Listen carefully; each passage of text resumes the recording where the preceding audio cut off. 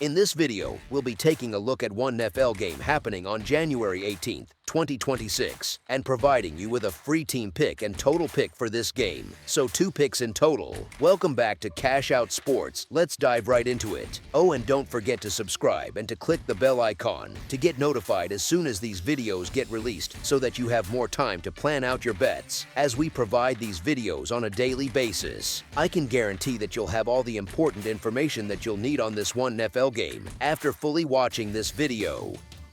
One more thing before we start, if you would like to gain access to our best exclusive sports picks to take your journey to the next level, then check out our Patreon in the link down below, where we offer our best single picks, parlay picks, and much more. Now let's get started. Houston Texans versus New England Patriots. The Houston Texans head back to Gillette Stadium for an American Football Conference divisional round clash with the New England Patriots. And there is a lot baked into this matchup before we even talk about picks. New England comes in with a 15-3 record this season, sitting on top of the American Football Conference East, while Houston sits at 13-5 and finished second in the American Football Conference South after grinding through a tougher road. Houston is taking the long trip to the Northeast for the second straight week after that dominant wildcard win over Pittsburgh, a 30-6 result that looked comfortable by the final whistle even if it did not feel that way early. The Texans were laying 2.5 points, and for 3 quarters it was basically a slog, with Houston only up 7-6 before completely blowing the game open in the fourth quarter with a 23-0 surge.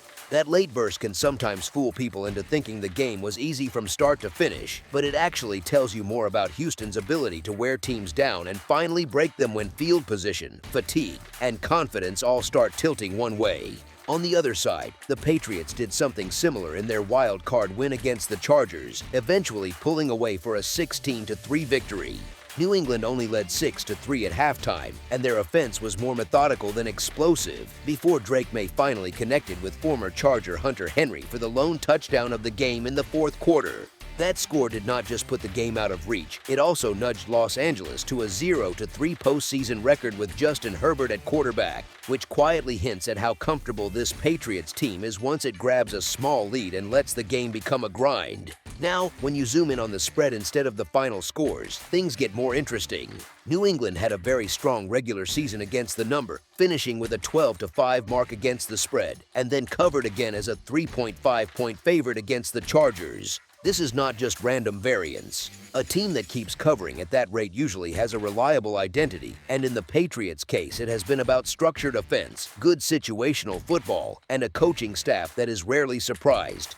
Houston, though, has its own compelling resume in this spot. The Texans just posted their 10th straight win by knocking off Pittsburgh, a streak that started after a home loss to Denver in Week 9 when the Broncos eventually landed the top seed in the American Football Conference. Even more importantly for a spread conversation, Houston has won and covered in its last 4 games as an underdog.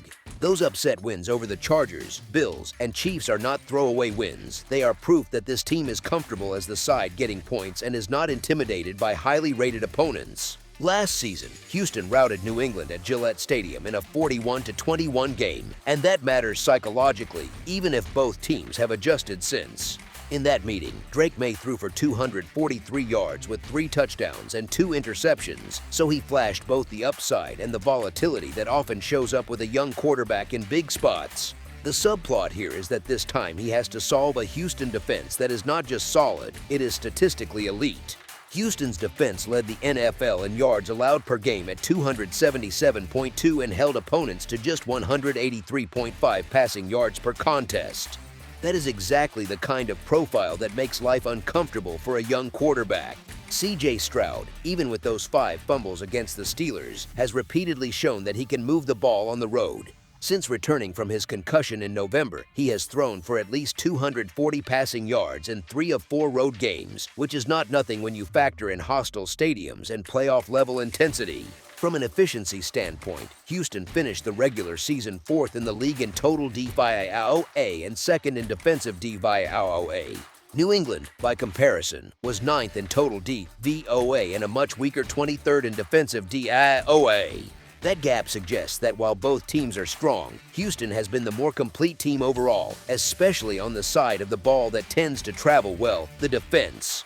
New England does have a powerful narrative on its side. The Patriots have won 11 consecutive games as a favorite since being stunned by the Raiders in the season opener. So you are weighing a team that consistently handles its business when laying points against an opponent that has thrived lately in the underdog role and has the statistical profile of a legitimate contender rather than just a plucky outsider. Here is the thing. When you match the numbers and context, it becomes easier to trust Stroud to find ways to move the ball against a vulnerable Patriots secondary than it is to trust May to consistently solve an elite Houston pass defense. You have a defense in Houston that smothers passing games, a recent body of work that shows they can win outright as dogs, and a point spread that is still handing them a cushion. Getting points with a team that can reasonably be argued as the stronger overall side, especially on defense and in key efficiency metrics, is hard to pass up. As our first pick for this matchup, the Houston Texans to cover the spread as underdogs is our full game side pick. Offensively, New England has been one of the most productive teams in the league, averaging 28.8 points per game, which puts them second in the NFL. Defensively, they have allowed 18.8 points per game, ranking fourth. They average 379.4 total yards per game, with 250.5 of those through the air and 128.9 on the ground. On the defensive side, they give up 295.2 yards per game, with 101.7 rushing yards and 193.5 passing yards surrendered on average. Houston's profile is a bit different. The Texans average 23.8 points per game on offense, which lands them 13th in the NFL. Defensively, though, they only allow 17.4 points per game, good for second in the league.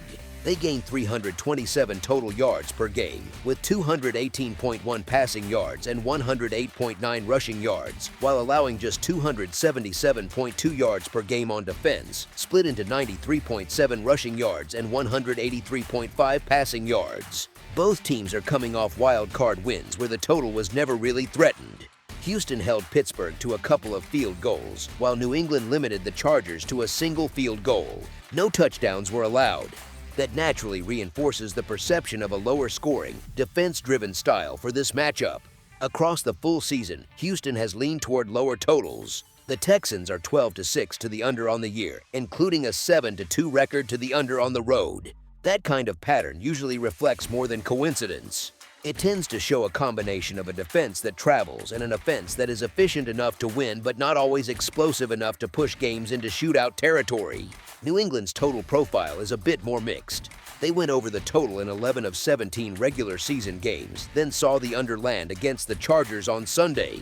The Patriots also closed the regular season on a 6-1 overrun at Gillette Stadium, which suggests that the home crowd, familiar field, and some of the opponents they faced helped boost scoring. Interestingly, they scored their fewest points at home since a 21-14 loss to Pittsburgh in Week 3, which nudges you to ask whether their usual home scoring level is sustainable against a defense like Houston's. The defensive numbers for Houston, especially on the road, are striking. The Texans allowed 17 or fewer points in 8 of 9 games away from NRG Stadium, and those same road games produced that 7-2 under trend. When a defense is that consistent in limiting opponents' scoring on the road, it naturally drags totals down. New England's relationship with totals of 42.5 is a bit quirky. The Patriots were 4-0 to the over on that number, but 3 of those overs came against the Browns, Jets, and Titans. Those matchups do not quite mirror what they are facing here in terms of defensive quality and playoff stakes. There is also an important context note for their offensive explosion. New England averaged 30.9 points per game in their last 10 matchups against teams that did not make the postseason. So some of those glossy scoring numbers are inflated by weaker competition, which matters when you are trying to project a total against a top-tier defense. Both teams enter this game off wild-card efforts where the defense clearly set the tone, holding their opponents to 6 and 3 points respectively. Together, they are among the top 4 scoring defenses in the league and allow just 36.2 points per game combined. That kind of combined defensive baseline usually nudges totals downward or at least puts a ceiling on how wild the scoring can get. Houston's scoreboard against Pittsburgh did not fully reflect how the offense actually operated. Because the Steelers' offense struggled so badly, their defense stayed on the field for more than 32 minutes. Eventually, that unit wore down in the second half, which helped fuel Houston's late scoring spike. On top of that, two defensive scores are likely affecting perception and have helped push the early movement on this total, which has already ticked up from 40.5 to 41.5 points. Stylistically, this matchup leans toward a slower burn rather than big fireworks. Houston's defense, particularly against the pass, is elite and does not give up much downfield. They face a New England receiving group that lacks a genuine game-breaking threat, so chunk plays through the air may be rare. New England's defense is also very good at taking away deep threats and limiting explosive plays, so both teams may be nudged into a shorter passing game and heavier reliance on the run.